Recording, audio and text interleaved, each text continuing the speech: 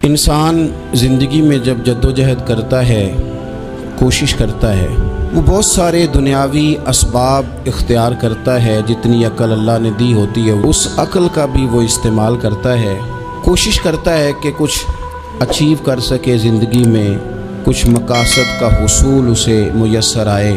عزیز بھائیوں، ایک بات اپنے ذہن میں اچھی طرح بٹھا لیں اور لکھ لیں کہ زندگی میں جو کسی بندے کو کامیابی حاصل ہوتی ہے وہ رب تعالیٰ کی مدد سے حاصل ہوتی ہے۔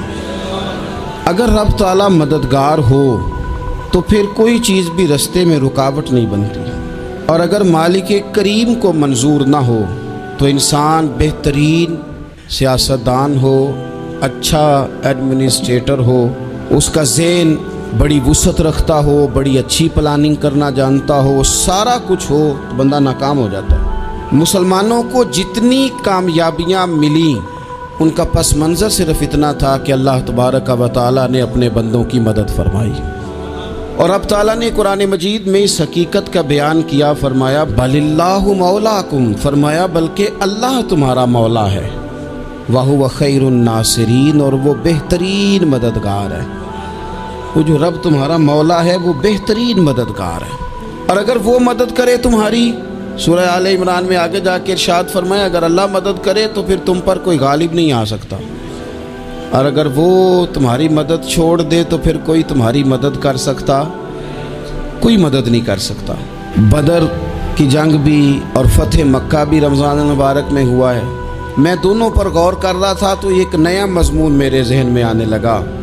بدر کی جو جنگ ہے اس میں بھی ایک عجیب انقلاب آیا ہے کہ 313 نے 1000 سے مقابلہ کیا، اور جن 1000 سے مقابلہ کیا وہ اسلحے سے لیس تھے، اور یہ جو 313 ہیں ان کے پاس 6 زرہیں، 8 تلواریں، چند گھوڑے، لیکن اللہ نے کامیابی دی تو خود رب نے بیان کیا کس طرح دی، فرمایا وَلَقَدْ نَصَرَكُمُ اللَّهُ بِبَدْرٍ وَأَنْتُمْ أَذِلَّةٌ۔ وہ کامیابی اس طرح ملی ہے کہ رب نے تمہاری مدد کی تھی، تم تو کمزور تھے، اللہ نے بدر میں تمہاری مدد کی، تم جیت گئے۔ وَلَقَدْ نَصَرَكُمُ اللَّهُ بِبَدْرٍ وَأَنْتُمْ أَذِلَّةٌ، اللہ نے بدر میں تمہاری مدد کی، تم تو کمزور تھے۔ پھر فتح مکہ نصیب ہوئی تو اس میں بھی بہترین منصوبہ بندی نبی پاک علیہ السلام نے فرمائی، بہترین حکمت عملی حضور نے اپنائی، لیکن ہمیں جو اللہ رسول نے بات سمجھائی وہ کیا ہے؟ اذا جاء نصر اللہ والفتح، فرمایا جب اللہ کی مدد آئی اور فتح نصیب ہو گئی۔ یہ اللہ نے مدد فرمائی تمہاری، یہاں بھی فتح مکہ بھی اللہ کی مدد سے، جنگ بدر بھی اللہ کی مدد سے۔ وہ جو مدد ہے اللہ تعالیٰ کی، جب وہ ہم یہ کرتے ہیں کہ ہم اپنی ساری زندگی سیاست کی نظر کر دیں، ہماری سیاست صرف ملک میں نہیں ہوتی، ہماری سیاست خاندان میں بھی ہوتی ہے، ہم گھر کے اندر بھی سیاست کرتے ہیں، ہم کسی خاص طریقے سے لوگوں کو اپنے پیچھے چلانا چاہتے ہیں، ہم ایک خاص اسلوب اختیار کرتے ہیں کہ لوگ ہمارے پیچھے چلیں۔ اس کا نقصان ہمیں یہ ہوتا ہے کہ سیاست جو ہوتی ہے یہ شطرنج کے ہیر پھیر کی طرح ہوتی ہے، تو اس کے راز بڑی جلدی کھلنے لگ جاتے ہیں، پتہ چل جاتا ہے کہ بندہ مخلص نہیں تھا، سیاست کر رہا تھا، طریقے سلیقے سے اس نے جوڑ کے رکھا ہوا تھا۔ ہم ہر جگہ سیاست کے بل بوتے پر چیزوں کو لے کے چلنا چاہتے ہیں، سیاستیں ناکام ہو جاتی ہیں، سیانے لوگ فیل ہو جاتے ہیں، بچتا صرف وہی ہے جس کے پیچھے رب تعالیٰ کی مدد شامل حال ہوتی ہے۔ اپنی زندگی کے اندر ہم جو کچھ بھی کر رہے ہیں، جس شعبے سے بھی ہمارا تعلق ہے، آج ہم نے اس بات پہ غور کرنا ہے کہ پہلے تو یہ غور کر لیں کہ جو کام ہم کر رہے ہیں کیا وہ کام ایسا ہے کہ اس میں اللہ کی مدد ہمیں ملے گی؟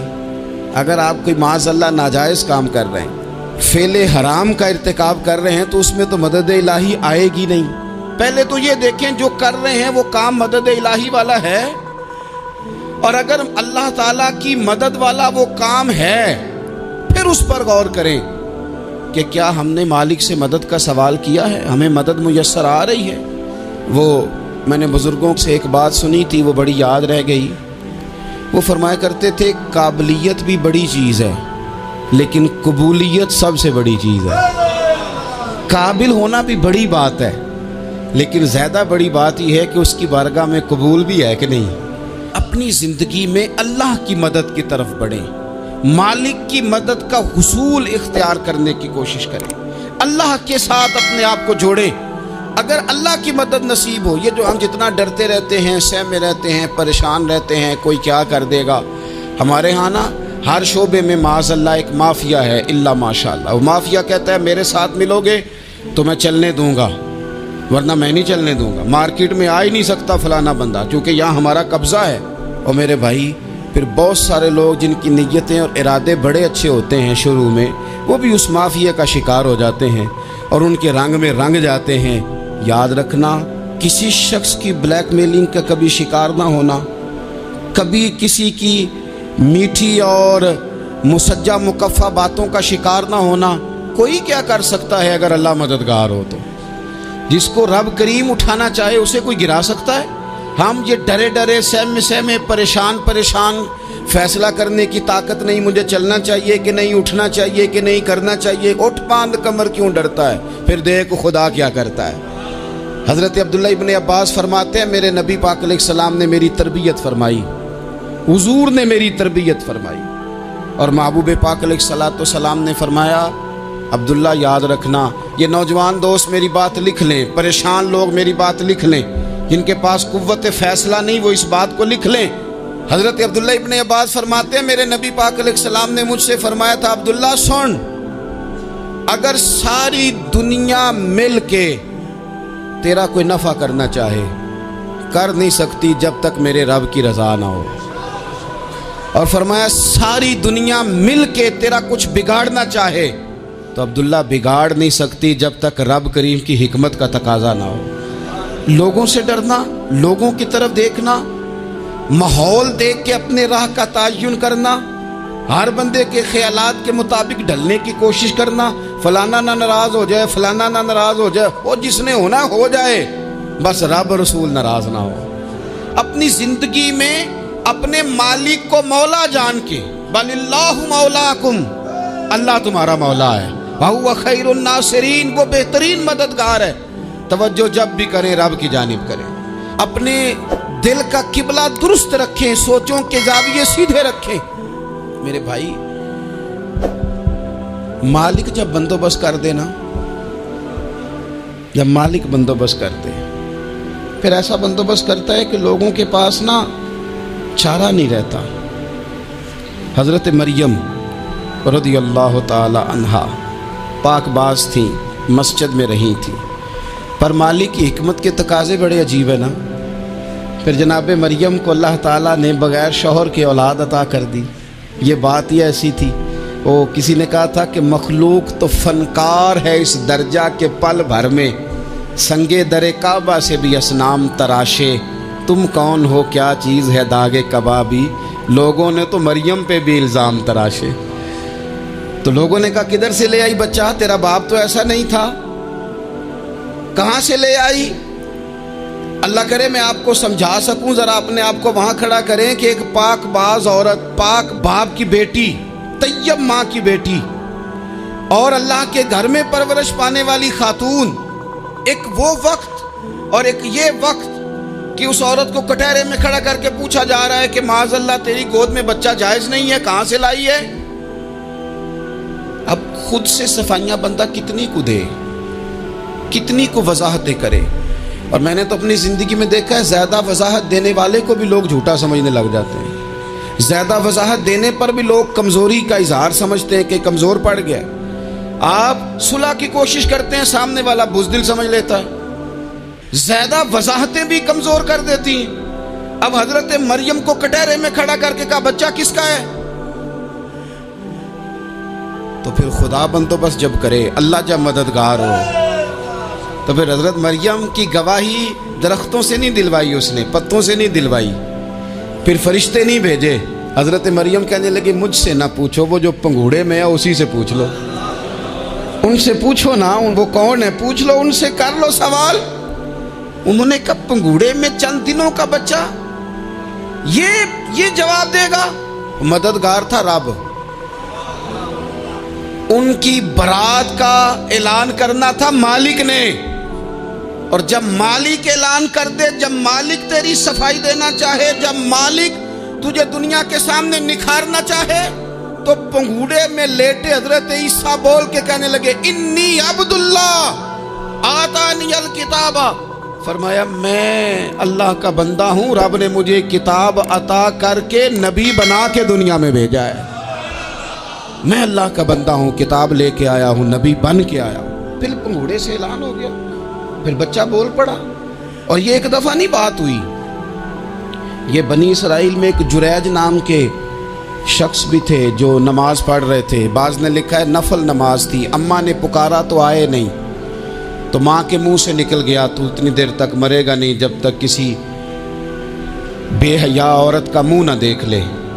तो वो इबादत गुजार थे, लेकिन लोगों ने उनकी इबादत, रियाजत, परहेजगारी को नहीं देखा। बस एक औरत को भेज के इल्ज़ाम लगवा दिया। वो औरत आया जाया करती थी, अब आ जाती हैं औरतें, मसला पूछने की नीयत से भी आ जाती हैं। माहौल में कुछ जगह ऐसी भी हैं जहाँ औरतें दम कराने के बहाने आ जाती हैं। वो खातून आती जाती थी उस खानकाह पे, आस्ताने पे, ये बुखारी में मौजूद है। फिर उसने कहा मेरी गोद में जो बच्चा है ये इन्हीं का है। मुझे बताएं कैसे बंदा वजाहत दे। हालात ख़राब हो गए, लोग कुटिया जलाने लगे, माहौल और तरह का बन गया। मेरे नबी पाक अलैहिस्सलातु वस्सलाम फरमाते हैं फिर उस रब के बंदे ने कहा मालिक तू करीम है, तेरी मशीयत का तकाजा आया जो मेरी माँ ने जुमले बोले थे, पर अब मैं वजाहत देने के काबिल नहीं रहा, अब तू ही करम करेगा तो दरवाज़ा खुलेगा। तो वो चंद दिनों का बच्चा पंगूड़े में बोल के कहने लगा मैं इस दरवेश का नहीं, मैं तो फलाने चरवाहे का बच्चा हूँ, वो जो बकरियाँ चराता है। रब की मदद को पुकारें, अपने साथ अपने मालिक की मदद को शामिल करें, थोड़े रिस्क पर भी गुजारा अच्छा होने लग जाएगा। सारे लोग आपको गिराने की तदबीरें कर रहे होंगे और मालिक आपको इज्जतें अता फरमा देगा, उसकी बारगाह से हिकमत का तकाजा और हो जाएगा। हमने सारी जिंदगी लोगों को राजी करने में गुजार दी, सारी जिंदगी बुढ़ापा आ गया बच्चों को पालते, और बच्चों ने आखिरी उम्र में कह दिया अब्बा अगर कोई ढब का काम कर लेते तो आज हमारे दिन भी फिर न जाते।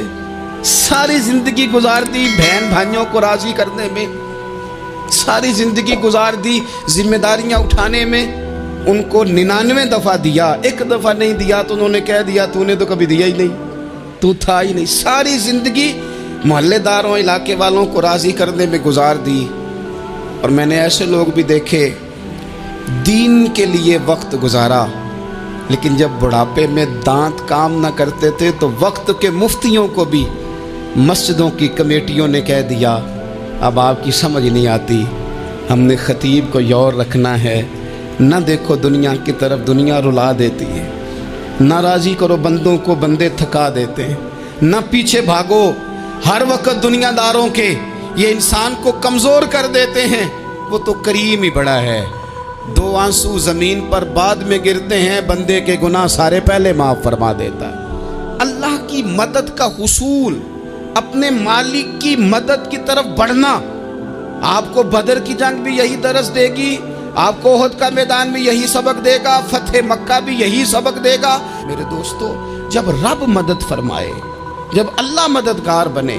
दोस्तों से एक बात अक्सर करता हूँ, मैं कहता हूँ कि जितने दर्द से आप अमीर को अपनी कहानी सुनाते हैं ना, और जिस तरह आपके आंसू बात करने से पहले गिर जाते हैं कि गरीब हैं, बच्चियां हैं, कारोबार नहीं, ओ मेरे संगियों, इससे आधे आंसू अपने रब की बारगाह में बखेरो, उसके हुजूर अर्ज गुजार हो जाओ, उससे तलब करो। एक वक्त इंसान पर जिंदगी में ऐसा आता है कि उसे यूं महसूस होता है कि मेरा साया भी जरा सा पीछे हट गया है, उसे यूं लगता है कि मैं किसी सहारे पे हाथ डालता हूं तो वो भाग जाता है मुझसे। लेकिन मालिक की बारगाह ऐसी अजीम बारगाह है, रब रसूल के आस्ताने इतने बड़े हैं कि आप जब वहाँ कशकोले तलब दराज करते हैं तो झोली फैलाने में देर लगती है, उनको भरने में तो कोई देर नहीं लगती। हमने अपना सोच का किबला ही दुनिया को बना लिया है। ये जो अल्लाह वालों की मदद है ये तो है अल्लाह ही की मदद है, लेकिन ये जो सेठों की तरफ तवज्जो करना, नवाबों की तरफ तवज्जो करना, दुनियादारों की तरफ तवज्जो करना और अपना मिजाज इस तरह का बना लेना, यारो गर्दन को झुका देता है खैरात का पत्थर, जहां में मांगने वालों के सर कभी ऊंचे नहीं होते। اور اقبال کہتے ہیں غیرت ہے بڑی چیز جہان تگ و دو میں، پہناتی ہے یہ فقر کو تاج سردارا۔ میں عرض کروں گا کہ اپنی آپ جب توجہ کا قبلہ اللہ رسول کو بنائیں گے تو رب فرماتے وَيَرْزُقْهُ مِنْ حَيْثُ لَا يَحْتَسِبُ، میں نہ تجھے وہاں سے رزق دوں گا جہاں سے کبھی تیرا گمان بھی نہیں کیا ہوگا، یہاں سے بھی مل سکتا ہے، تو نے سوچا بھی نہیں ہوگا۔ بخاری شریف میں حدیث ہے، حضرت جابر ابن عبداللہ فرماتے ہیں نبی پاک صلی اللہ علیہ وسلم نے نا 300 لوگوں کا ایک لشکر روانہ کیا کسی مہم کے لیے، کسی جہاد کے لیے۔ حضرت ابو عبیدہ بن جراح رضی اللہ تعالیٰ عنہ امیر لشکر تھے۔ فرماتے غربت اتنی زیادہ تھی، بھوک اتنی زیادہ تھی کہ ایک ایک کھجور دن میں ایک وقت کھانے کو ملتی تھی، اور کچھ دن ایسے آئے کہ اب کھجور بھی نہیں مل رہی۔ فرماتے اتنی زیادہ بھوک لگی مجاہدین کو 300 بندہ پتے کھا کے گزارا ہونے لگ گیا۔ یہ بخاری میں موجود ہے۔ آپ فرماتے ہیں کہ دریا کے کنارے ہمارا پڑاؤ تھا، ٹھہراؤ تھا، جب بھوک سے نڈھال ہو گئے نا وَيَرْزُقْهُ مِنْ حَيْثُ لَا يَحْتَسِبُ، اللہ وہاں سے روزی دیتا ہے، گمان بھی نہیں ہوتا۔ فرماتے ہیں ایک مچھلی اللہ تعالیٰ نے دریا کے کنارے بھیجی، فرماتے ہیں وہ تھی تو مچھلی پر پہاڑ جتنی تھی۔ بخاری میں لفظ ہیں، حضرت جابر ابن عبداللہ رضی اللہ تعالیٰ عنہ فرماتے ہیں 300 آدمی 18 دن تک اس مچھلی کو کھاتے رہے، مچھلی ختم ہی نہیں ہوئی۔ مچھلیاں نہیں، مچھلی کہتے ہیں 18 دن 300 بندہ کھاتا رہا، مچھلی ختم ہی نہیں ہوئی۔ اور فرماتے ہیں کہ اس کی ہڈی نکال کے، کانٹا کہیں گے آپ اپنی زبان میں، کہتے ہیں وہ نکال کے نا تو اس کو کھڑا کیا نا جب، تو اونٹ کجاوے سمیت اس کے بیچ سے گزر جاتا تھا، 2 اس کے کانٹے جوڑے۔ فرماتے ہیں وہ اس کا گوشت ہم کھاتے تھے اور اس کی چربی بطور تیل کے ہم جسموں پہ ملتے تھے، بیماروں کو اس سے سکون آتا تھا، تندرستی شفا ہوتی تھی۔ فرماتے ہیں ہم کھایا بھی ہم نے، اور کچھ لے کے ہم مدینے بھی گئے، اور قربان جائیں نبی پاک نے بھی اس میں سے کھایا۔ ہم نے عرض کی حضور یہ معمہ کیا ہے، یہ ماجرا کیا ہے؟ تو محبوب نے فرمایا تمہارے پاس غذا نہیں تھی، رب نے تمہارے لیے بندوبست کیا ہے، اللہ نے تمہیں دیا ہے۔ مکان شروع کر لیا، ایک صاحب نے وہ مکان بنانے لگے، آپ وہ حساب لگا رہے ہیں، کہتے ہیں میرے پاس اتنے پیسے ہیں، اتنے میں نے فلانے دوست سے کہنا ہے اس نے دے دینے، اتنے فلانے رشتہ دار سے کہنا ہے اس نے دے دینے، اتنے فلانے سے کہنا ہے اس نے دے دینے۔ یہ ساری کاپی بنا کے مکان شروع کر لیا۔ جو روز کہتا تھا نا کوئی حکم ہو جاتے 10 سب سے پہلے اس کو کہا میاں پیسے چاہیے، وہ کہندا ہو کل ہی منڈا ٹوریا ہے، کدے تو پرسوں 10 داتے لب جانے سن۔ میں آپ کو اپنے تجربے کی بات بتا رہا ہوں۔ جن لوگوں کا خیال ہوتا ہے نا کہ آپ سٹارٹ کریں فلانا کام، ہم آپ کے ساتھ ہیں، اللہ کا ہی کوئی نظام ہے، وہ بالکل بھی نہیں ساتھ ہوتے۔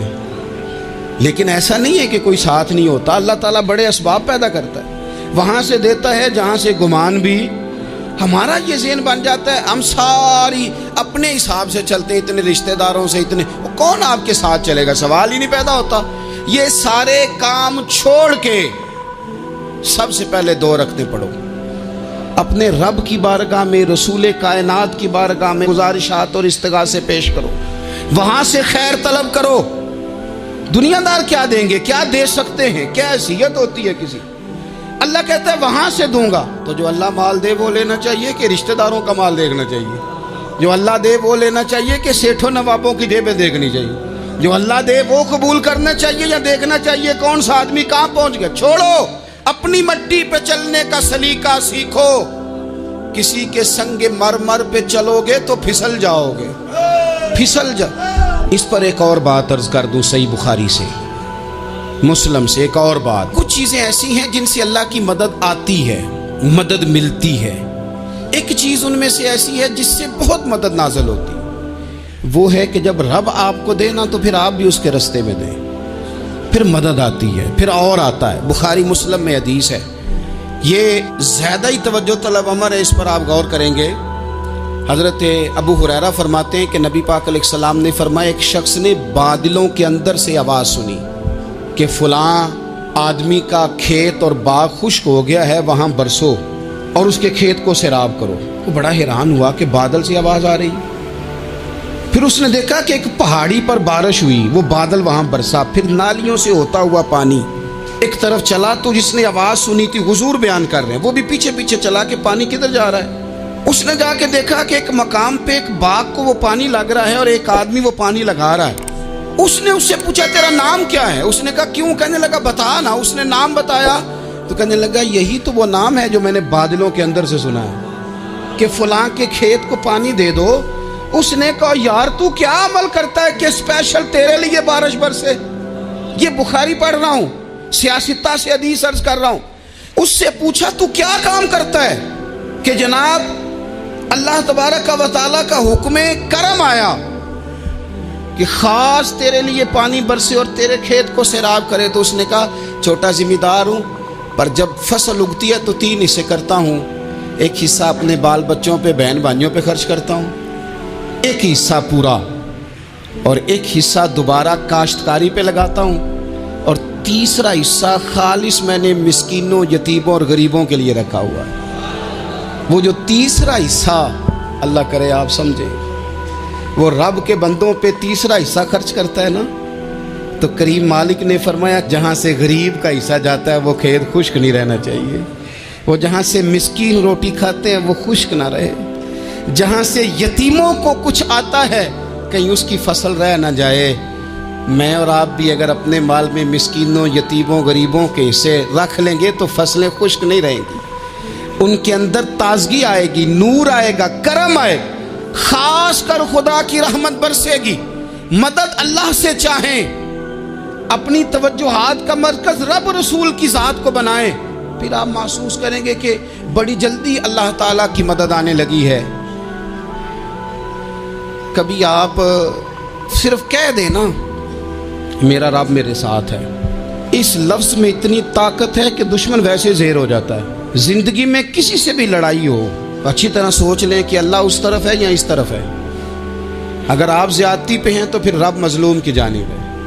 اگر اللہ کی مدد آپ کے ساتھ ہے تو دنیا کی کوئی طاقت آپ کو گرا نہیں سکتی، اور اگر آپ مظلوم کے مقابلے میں ظالم بن کے آپ کھڑے ہو گئے ہیں اور آپ نے رویہ وہ اختیار کیا ہے کہ جس میں مدد نہیں آئے گی، تو پھر یاد رکھ لیں کہ آپ کوئی بھی ہیں، کہاں بھی ہیں، آپ کمزور ہیں۔ طاقتور تھے ابتدائے اسلام میں، ظاہری طاقت تھی کفار مکہ کے پاس، وہ ڈنڈوں سے مارتے تھے غریبوں کو، ان کے ہاتھوں میں ڈنڈے تھے، پر خدائی طاقت ان مظلوموں کے ساتھ تھی۔ صاحب زرقانی نے لکھا ہے حضرت زنیرہ رضی اللہ تعالیٰ عنہ ایک لونڈی ہیں، غریب ہیں، ماڑے دا کی کام محمد نس جانا یا رونا، غریب سادی بی بی اور لونڈی کنیزہ، ایک مشرک کی کنیزہ تھی، انہوں نے کلمہ پڑھ لیا، وہ ڈنڈوں سے مارتا، دروں سے مارتا، تکلیف دیتا۔ حضرت زنیرہ رضی اللہ تعالیٰ عنہ کو اتنا مارا، اتنا مارا۔ اب آپ ایک اور پہلو پر بھی غور کریں، مار بھی پڑ رہی ہے پر خدا ادھر ہی ہے، اللہ کی مدد ادھر ہی ہے۔ رب کہتا ہے کہ پہلے تو صبر کرنا، ان اللہ مع الصابرین، تو صبر کرے گا تو پھر رب کی معیت ملے گی، ذرا ٹھہرنا، تو تھوڑا ڈٹنا۔ ان الذین قالوا ربنا اللہ ثم استقاموا تتنزل علیہم الملائکہ، تو کہے اللہ میرا رب ہے، پھر تو پہلے ڈٹ، پہلے تو نے ڈٹنا ہے۔ ثم استقاموا، جو ڈٹ گیا، تتنزل علیہم الملائکہ، ڈٹنے والے کے لیے مدد آتی، پہلے تھوڑا ٹھہرنا پڑتا ہے، پہلے تھوڑا صبر کرنا پڑتا ہے، حوصلہ کرنا پڑتا، اس کے بعد مدد آتی۔ مار پڑ رہی ہے، مارا جا رہا ہے حضرت زنیرہ کو، ان کا مالک جو ہے ظاہری آقا وہ مار رہا ہے، یہ کنیزہ ہے، اتنا مارا اتنا مارا، ان کی بینائی چلی گئی، نظر آنا بند ہو گیا۔ ابو جہل آیا اور کہنے لگا زنیرہ دیکھا نا ہمارے بت تیری آنکھیں لے گئے، معاذ اللہ، لات و منات ہمارے بتوں نے تجھے اندھا کر دیا۔ اب ایسا نہیں ہے کہ بی بی روتی جا رہی ہے، روتی جا رہی ہے، مایوسی مایوسی، معاذ اللہ، پریشانی، غریبی بڑی ہے، پوچھنے والا کوئی نہیں، یہ باتیں نہیں۔ کیا جملے ہیں خاتون کے، کیا لفظ ہیں۔ ابو جہل نے تنزیہ کہا، معاذ اللہ، کہنے لگا دیکھا نا ہمارے بتوں نے تجھے اندھا کر دیا۔ تو جناب زنیرہ آنکھوں کی بینائی گئی ہے، رات کو گئی ہے، دکھ ابھی تازہ ہے، لیکن اللہ پہ جو توکل ہے، اپنے مالک سے جو رشتہ ہے، وہ اتنا مضبوط ہے، اتنا طاقتور ہے، اس میں اتنی گہرائی ہے کہ حضرت زنیرہ بول کے نا اتنی قوت سے بولی، اتنی طاقت سے بولی کہ پورے کفر پر لرزہ طاری ہو گیا۔ فرمانے لگی تمہارے بتوں کی کیا اوقات ہے کہ وہ میری بینائی لے جائیں؟ یہ میری رب کی حکمت کا تقاضا ہے۔ جب تک اس نے چاہا زنیرہ دیکھتی رہی، اور جب اس نے چاہا زنیرہ کی آنکھوں کی بینائی چلی گئی، اور اگر وہ چاہے گا نا تو بینائی واپس بھی کر دے گا۔ اگر ہو ذوق یقین پیدا تو کٹ جاتی ہیں زنجیریں، اگر وہ چاہے گا تو بینائی آ بھی جائے گی۔ حضرت زنیرہ نے رات کو یہ لفظ کہے، ابو جہل اور سارے کفار ڈر کے سن کے چلے گئے، آپ اطمینان سے آ کے بستر پہ سوئی۔ جب سویرے اٹھی تو اللہ نے آنکھوں کی روشنی واپس کر دی تھی۔ آنکھوں کی اب چھڑی پکڑی ہے، بازاروں میں گھومتی ہیں، کہتی ہیں بلاؤ کدھر ہے تمہارے لات و منات، دیکھو میرے رب نے روشنی واپس کر دی۔ آ کر میرے ساتھ ادھر آ، ستمگر ہنر آزمائیں، تو تیر آزما ہم جگر آزمائیں۔ بیمار لوگوں یاد رکھو، کہہ دیا ڈاکٹر نے کہ تو بڑا بیمار ہے، تو بڑا کمزور ہے، یہ ہو گیا وہ ہو گیا، تو ڈاکٹر اپنے علم کے مطابق بات کر رہا ہے، ہوگا تو وہ جو میرا رب چاہے گا۔ کمزور ہو جانا، پریشان ہو جانا، تکلیف میں آ جانا، پتہ نہیں بات ہو گئی ہے تو جانے کیا ہو جائے گا۔ اپنی زندگی کے اندر اپنے رب سے رشتہ مضبوط کریں، رسول کائنات سے رشتہ مضبوط کریں، اللہ والوں سے رشتہ مضبوط کریں۔ حضرت زنیرہ نے پیغام دیا کہ زندگی میں جو جینا چاہتے ہیں تو وہ رب کا نام لے کے جی سکتے ہیں، جو اپنی زندگی میں خوشیاں دیکھنا چاہتے ہیں تو رسول اللہ کے نام پر خوشیاں دیکھی جا سکتی ہیں۔ توکل کی بنیاد پر بندہ خوشیاں لے سکتا ہے، اور اگر انسان میں توکل نہیں ہے تو پھر وہ اس کالے جادو سے بھی ڈر رہا ہے، وہ نیلے سے بھی ڈر رہا ہے، وہ پیلے سے بھی ڈر رہا ہے، وہ فلانے سے بھی ڈر رہا ہے، وہ میرے خلاف فلانا رشتہ دار سازش کر رہا ہے تو ڈر رہا ہے، فلانا میرے بارے میں یہ کر رہا ہے تو ڈر رہا ہے، وہ پتہ نہیں دنیا ادھر ہو جائے گی تو کیا ہو جائے گا، اٹھ باندھ کمر کیوں ڈرتا ہے، پھر دیکھ خدا کیا کرتا ہے۔ تو اس ساری گفتگو کا نچوڑ آپ کو یہ عرض کیا ہے، سب سے پہلے تو یہ کہ میدانوں میں مدد بھی اللہ کی، رزق میں مدد بھی اللہ کی، فصلیں خشک ہوں تو مدد پھر بھی اللہ کرے، تو پھر ساری مدد، اور اگر انسان بیمار ہو تو پھر بھی مدد اللہ کی۔ تو اپنے اللہ کی جانب توجہ کو بڑھائیں، آپ اللہ سے مدد کے سوالی بنیں۔ ترمذی کی ایک حدیث ہے، میں آپ کو زندگی کا تجربہ بتاتا ہوں کہ جب میں بڑا پریشان ہوتا ہوں تو یہ والی روایت کھول لیتا ہوں، مزہ دیتی ہے۔ میرے نبی پاک علیہ السلام نے فرمایا اپنے دکھ سیٹھوں نوابوں کو نہ کہنا، مالداروں کا نہ کہنا، ورنہ اللہ تمہیں کبھی غنی نہیں کرے گا۔ فرمایا اپنے دکھ اپنے رب کی بارگاہ میں عرض کرنا، جلدی کرے یا دیر سے کرے اللہ تمہیں لوگوں سے بے نیاز کر دے گا، اللہ تمہیں غنی کر دے گا۔ رات کو بیٹھو نا اس کی بارگاہ میں، اسے دکھڑے سناؤ، چھوٹی چھوٹی باتیں۔ حضور نے فرمایا نمک بھی مانگو تو رب سے مانگو، چھوٹی چھوٹی بات سے شروع کرو نا۔ جب بندہ شروع کرتا ہے نا چھوٹی چھوٹی چیزیں تو بڑی ساری چیزیں یہ اس طرح ہوتا ہے جیسے بندہ رب سے گفتگو کر رہا ہے، مالک مجھے یہ چاہیے، مالک میں یہاں کمزور ہوں، اللہ میں یہاں پریشان ہوں۔ آپ یہ کر کے تو دیکھیں، لمبی لمبی دعائیں مانگ کے تو دیکھیں، اس کے حضور جڑ کے تو دیکھیں، آپ دیکھیں گے راحت کتنی ہے، سکون کتنا ہے۔